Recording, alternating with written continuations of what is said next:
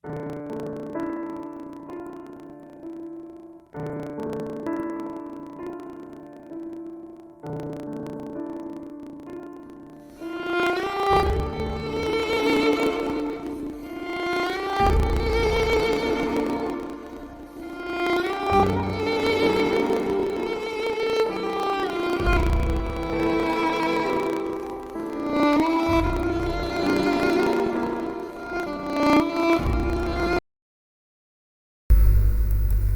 الله الرحمن الرحيم وبه نستعين ولا عدوان إلا على الظالمين.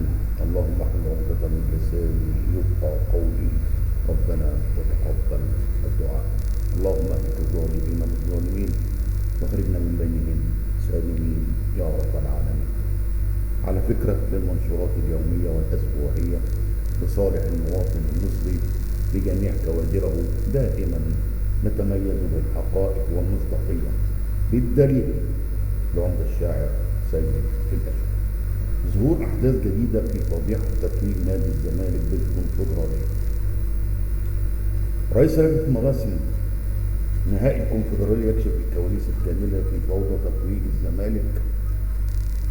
كشف إبراهيم عبد الله عضو المكتب التنفيذي السابق بنادي الزمالك ورئيس لجنة مراسم نهائي بطولة كأس الكونفدرالية الأفريقية كواليس المشهد المؤسف والذي ظهر خلال تتويج الأبيض بالبطولة ونزول الجماهير أرضية الملعب وعدم الالتزام بالبروتوكول وحدوث حالة من الهرج والمرض خلال تتويج الأبيض بالبطولة. وقال الإعلامي مدحت شلبي كاف كان يدرس إلغاء تسليم كأس الكونفدرالية للزمالك حفاظا على الأرواح. كاف يدين أحداث مباراة الزمالك ونهضة بركان ويؤكد سنفتح تحقيقا وستكون هناك قرارات تأديبية. تصريحات منظم مراسم تتويج الزمالك. وقال رئيس لجنة مراسم النهائي بطولة كأس الكونفدرالية الأفريقية قال تصريحات إذاعية تنظيم مراسم تتويج الزمالك سيء، ونكررها للمرة الثانية سيء، وكاف هو المسؤول الأول الوحيد عن التنظيم بداية من صباح يوم المباراة إلى ما بعد النهاية وفقا للبروتوكول المتفق عليه والمعروف.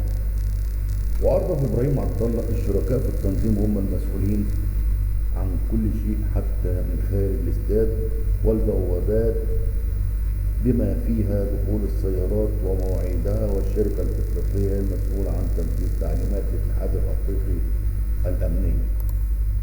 وكاف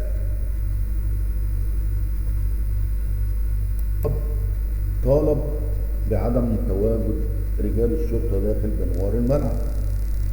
وكاف اصطحبت 1000 شخص لتنظيم المباراة بينهن سيدات ورجال مرتدون بدل سوداء وضع عليها اللوجو الاتحاد الافريقي.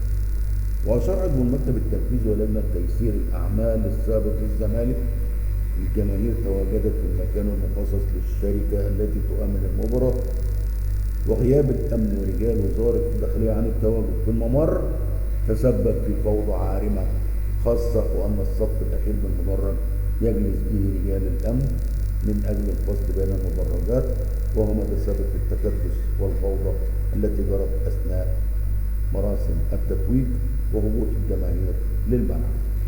أصبح اليوم العيب واللوم موجه إلى الكاف اللجنة المنظمة لكأس الكونفدرالية بأنها هي اللجنة المنظمة المسؤولة عن تأمين المباراة إلى ما بعد التتويج، ولكن الكاف لم يستطيع الحفاظ على تأمين الملعب ومنصة التتويج بدءا من اللاعبين وحتى نزول الجماهير إلى أرض الملعب. وقال عز من قائل الذين يصدون عن سبيل الله ويبغونها عوجا وهم بالآخرة كافرون. سورة الأعراف آية 45. وللحديث بقية إن شاء الله. على فكرة للمنشورات اليومية والأسبوعية لصالح المواطن المصري بجميع كوادره دائما نتميز بالحقائق والمصداقية بالدليل. العمدة الشاعر سيد الأشقر.